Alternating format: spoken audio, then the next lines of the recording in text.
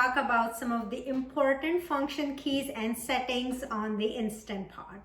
So as you know, the control panel is full of so many presets, but there are 3 functions that I use pretty much every day, and I want to explain you how they work. Starting with the Saute button, which is one of my favorite functions in the Instant Pot.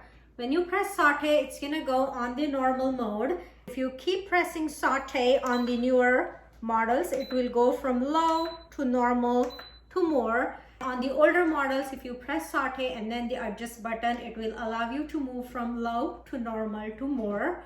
For the most part, the normal function works great. If you have something that needs to be heated up quicker, you want to go on the more mode, and if there is something you need to just simmer, or if there is sauces that start to splatter, then you can change it to the saute less mode.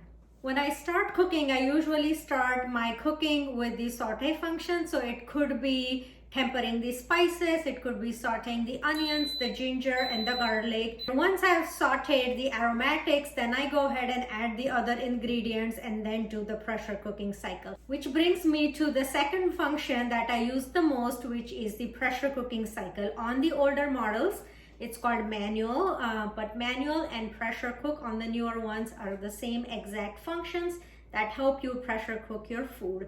You're gonna press the pressure cook function, and on the duo models you have pressure cook high and low. For the most part, you want to use pressure cook high. For things that don't need as much of power when you're cooking it, things like seafood or vegetables, you can use the pressure cook low mode, but by default it's the high mode, and that's the mode you want to use for the most part. Once you press the pressure cooking button, you can use the plus or minus buttons on the Instant Pot to increase or decrease the pressure cooking time. This allows you to manually adjust the pressure cooking time for the dish you're cooking. The next function that we want to talk about is the keep warm and cancel. On the older Instant Pots, they are on the same button, but on the newer Instant Pots, they are 2 separate options. When you're done sauteing your onions or garlic, to make sure that the Instant Pot doesn't burn, you want to press the cancel button. You also want to press the cancel button when the pressure cooking cycle is completed and you don't want the food to continue to cook. Press the cancel button so the Instant Pot starts to cool down. And the keep warm button is on by default.